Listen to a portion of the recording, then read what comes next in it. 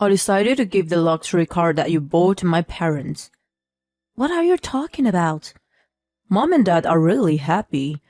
Wait a minute. Did you buy it with the intention of giving it to your mom and dad? Yes, that's right.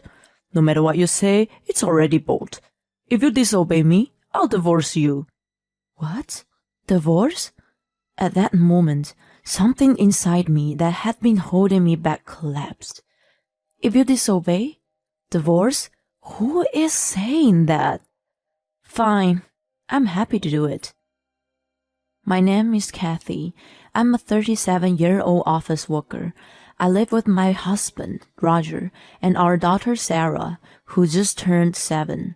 Roger and I both work, so we don't have any trouble making a living. My daughter is growing up well. I'm happy in my own way, but it's not that I don't have complaints to Roger. Roger is the type of person who cares more about his parents than his own family. Of course, it's good that he cares about his family, but there were many things when he would prioritize his own parents and his own daughter. That's not a pleasant thing for me.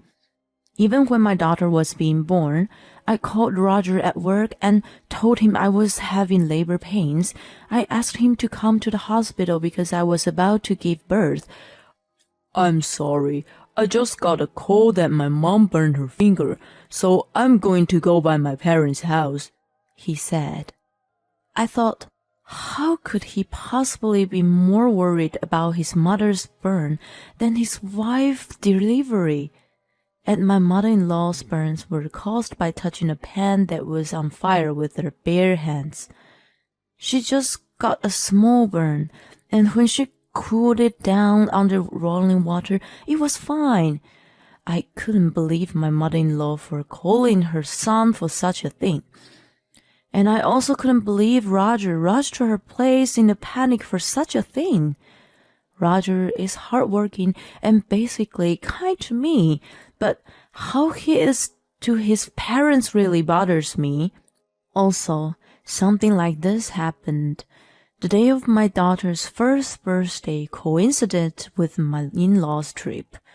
The in-laws had asked him to drive the car, so Roger's first priority was to drive them. And he didn't even celebrate our daughter's birthday together coming back home. But he stayed at a hotel with his parents, because they could get an extra room at the inn. It was unbelievable that he would prioritize a trip with his parents over his own daughter's first birthday. I felt distrust towards Roger. After that, this kind of thing happened often, but I couldn't easily divorce him. I still loved Roger, and I didn't think it was right to deprive my daughter of her father so easily. And it's not that he doesn't care about his daughter. He was not indifferent to his daughter. So I had faith that he would eventually prioritize our daughter. But from the time she was born until this year, he has never celebrated our daughter's birthday with me. She is now 7 years old. He seems to think that her birthday should be celebrated with just the two of us. I tried not to make her feel lonely. I thought about inviting my in-laws to celebrate her birthday with me once, but my in-laws refused, saying it would be too much of a hassle to come over. It's true that it takes about 2 hours by car to come to our place from my parents-in-law's house, but Roger always goes to see his parents without thinking of the distance as a hassle. But to say that it's hassle to come here, I think it's too selfish. And my mother-in-law is so selfish that he says he wanted me to have a boy in the first place. And she doesn't love our daughter at all. I told you that I want a boy, so why did you disobey me? I couldn't believe my ears when she said these words. I don't think you can choose the sex of your child, and I don't think it's that important to have a boy in the first place. It's not that Roger's family is a famous family. It's just that my mother-in-law is old-fashioned and insists on having a boy. The only reason Roger doesn't celebrate our daughter's birthday with us is partly because he's trying to please his mother. Roger is more concerned about his parents than anything else. He can't seem to disobey anything his mother says. When Roger took me to her New Year's family gathering at my parents-in-law's house, she said a lot of things to me. My mother-in-law seems to enjoy bullying me, not only about not having a boy, but she also picked on me about other things. Kathy, why can't you do things more quickly? Look, there's someone with an empty cup. Why don't you pour a drink? My mother-in-law used me like I was working in a brothel. She made fun of me in front of the relatives. My son is really great, but his wife is a disaster. Her job is just a simple office work, entering data. I wonder how she can keep doing that and not get tired of it. I've told her many times that my job is not data entering, but engineering. But my mother-in-law doesn't understand me at all. Besides, data entry is a great job too. I don't understand why she denies it. I'm sure she can see our daughter, but she ignores her. She gives New Year's gifts to other relatives' children, but not to our daughter. And I'm angry at Roger, who doesn't stop her at all. His daughter is being mistreated, and his wife is being mistreated like a fool. I don't know why he's laughing at what his mother says. He even says, "My wife is not good without me." He's trying to act cool in front of the relatives. I didn't want to deprive our daughter of her father, so I tried to be patient, but I gradually lost my love for Roger. Then one day, Roger asked me for a favor. "Actually, there's something I want to buy." "What is it?" "A car." "What? A car?" I was surprised. Roger was never interested in cars or anything like that. "Why, all of a sudden?" "I just thought I could get a new one for a change. You know, I drive to my parents' house all the time, so I thought I'd like to freshen it up. We live close to a supermarket. I don't drive that much. I'm not interested in cars, so I thought I'd leave it to Roger." "Well, it's up to you. You're the main user of the car." Roger looked happy, and then continued with a slightly apologetic look on his face. "Oh, here's the thing. I'll choose the car, and I'd like you to pay for it." Roger wants a car for himself, but he can't afford to buy one himself. He wants me to pay for it. In fact, my salary supports the family's finances, and I don't expect Roger's salary to do so. When I was on maternity leave, Roger did not contribute his salary to the household, so I immediately resumed work right after giving birth. But I'm an engineer, so I talked to the company about allowing me to work remotely from home. I work while raising our daughter when she was little. I thought it was selfish of Roger, who spends his salary mainly on himself, to make me pay for a new car. But when he's in good mood, he often takes care of our daughter, so I decided to allow him to do so. "Okay." "You sure? Thank you." Roger was so happy that he started looking at catalogs and researching on the internet. I'm the one who pays for it, so I warned him though. "Since there will only be 3 of us, it doesn't have to be a big car." "Yeah, I know." Roger was just humming along my words. I didn't know if he was listening or not, and he went to the car store every now and then talked to the dealer. About 2 weeks later, Roger said he was going to buy the car. He took me to the store. Roger was so excited. I sat down and waited for him to tell me what to do. And here comes the dealer. Here's his car and the contract. I was surprised to see the car that the dealer had prepared for us. It was a large luxury minivan. Oh my God! Are we buying this? Oh yeah, it's nice. I'm really excited. Wait a minute. I don't think we need it at all. I mean, for the future, it's better to have something as big as this. Maybe we have another baby. Roger insists it is a good choice, but I was surprised to see that it's not what I imagined the car to be at all. Even if we do have another child, this car is too big for a family of 4. Are we really going to buy this car? I said again and again, and he looked frustrated. Why do you keep saying the same thing over and over? You're making the dealer feel uncomfortable. You're the one who said leave it to me. I did, but... Then what's the problem? It's settled. Roger signed the contract. Then the dealer explained the price. I was surprised to hear the price. I can't pay this one lump sum. You have to get a loan or something. What the heck? Fine, I guess I don't have a choice. Roger insisted on signing the contract in his own name. So we took out a loan.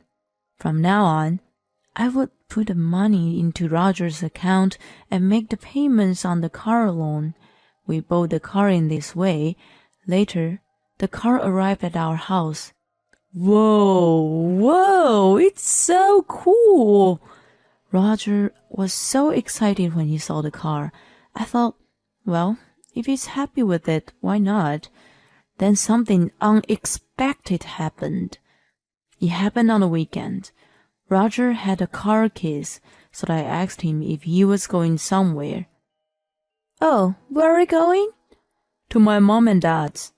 All right. He's leaving our daughter behind to visit his parents again. You're going in that car, aren't you? And then Roger happily says something I didn't expect. Yes, that's right. I've decided to give the luxury car you bought to my parents as a present. What are you talking about? Mom and Dad are really happy with it. Of course I'm going to drive it in every time we go out. Wait a minute. You bought it as a gift for your mom and dad at the first place. Yes, I did. You're kidding, right? You said you wanted it, so I agreed to buy it. That's why. I knew if I told you from the start that I was buying it for my parents, you'd never allowed it. Of course not. It's crazy that you would put your own parents first to the extent. No matter what you say, I already bought it. It's in my name, and I get to do it with what I want. If you disobey me, I'll divorce you. Divorce? At that moment, something inside me that had been holding me back collapsed. I had my complaints toward Roger, but my rational mind was telling me not to get divorced because of our daughter. And even thought Roger puts his own parents first, I thought he also cared about his own family, me and our daughter. But he could easily cut us out of his life for his parents. How is that possible? Divorce? If I disobey? Who the hell does he think he is? I'll show him that he's the one in trouble. Fine. Let's have the divorce. What? I don't want you around anymore. Go back to your mother and father, Mama's boy. I tried to provoke him.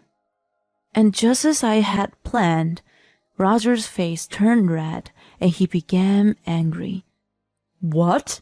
You're making fun of me, aren't you? Fine, then let's get a divorce right now. I'll go get the divorce papers. Roger sniffed and went to the city office. While he was there, I started packing my stuff. I called my parents, explained the situation, and asked them to pick me up. I told my daughter to pack her things too. Meanwhile, Roger came back. I've got it. Sign it quickly. Roger had filled out the form at the city office, and it was signed in a very dark handwriting that looked like it was written out of an anger. I signed my part without hesitation. Well, I'll file it. So why don't you just go? I'm going even if you don't tell me to. You are really such a terrible wife, you know that? Roger left with his footsteps making loud noises. Why did I stay married to such a person for so long? If I had to do this, I should have left him sooner. But it's no use regretting it. I'm grateful that I was able to leave him, and from now on, I will do my best as a single mother. A few minutes after Roger left, my parents arrived. We cooperated and finished packing our belongings. We loaded them into my parents' car and went home. In the meantime, I filed the divorce papers and my divorce from Roger was finalized. It was just a piece of paper. But when I filed the papers and realized that we were no longer officially married, I suddenly felt much lighter. Then I decided to look for a place for our daughter and I to live together. About a week after Roger and I divorced, I was at my parents' house when I saw the luxury car that Roger had purchased. I walked into my parents' house with our daughter. I saw my ex-husband and my ex-in-laws in the living room. My mother noticed me and took our daughter to the other room. I went to the living room. Roger was talking to me in a panic. Oh, Kathy, what's the insurance on that car? Roger started asking me very agitatedly. What's the matter with you? Why are you barging in our house like this? I said coldly, and my ex-parents raised their voices. We don't want to come here either. We came here because of circumstances beyond our control, didn't we? Why should I be yelled at? My father was quietly angry at my ex-in-laws for raising their voices. If that's the case, could you please leave? You're strangers to us now. We can call the police and have them kick you out. Then my ex-parents-in-law were frightened and became silent. Hey, Kathy, tell me, what's going on with the insurance payments? I couldn't help but sigh. Did you forget what you said when you signed the contract? You insisted that the papers be in your name. So you bought the car in your name and took out the loan in your name. You have to pay for the insurance yourself. My words made all of my ex-parents-in-law pale. Roger had made a choice to take a loss for the sake of his own pride. Well, I didn't want that car in the first place, so it's normal that he buys it in his own name. It's his fault that it turned out to be he to do the payments. Oh, no. Apparently, Roger and his parents were so excited about their luxury car that they drove the car too fast and they drove it into a guardrail. And the front part of the car was broken. Come to think of it, when I came home, it was parked so that I couldn't see the front side of the car. I didn't look at it properly, so they came to me, who was in charge of the payments, to ask about insurance. The car is owned by the loan company, so it would have to be fixed soon. And since they don't have insurance, they are responsible for the entire cost, and they would have to pay for the guardrail too. I wonder how much it would cost to repair a luxury car. I'm sure it's going to be expensive. In the end, the ex-husband and his parents returned the car and were charged a large amount of money for the repairs. After that, I received a lot of emails from Roger asking me to get back together with him. One of the messages said that they couldn't afford to pay their rent and utility bills. He moved back to his parents because of that. However, it seems that Roger's parents were really hard on my ex who was driving the car. Now he doesn't want to stay at home because of their attitude. But he can't live alone because he has a lot of debts. Roger is still insisting that he wants to see our daughter after all this time. I think that's too selfish, and I'm not going to allow it. I keep ignoring his emails. Of course, I didn't tell him about the new house that I and our daughter live in. The only thing I was worried about was whether our daughter would miss him. However, to my surprise, she doesn't seem to mind at all and seems to be enjoying her life. I will continue to work hard to protect our daughter's life. I don't think you should put your own parents before your own daughter. And while having your wife pay and giving the car as a gift to your parents, that's quite impossible. Well, he destroyed himself, so he really deserved it.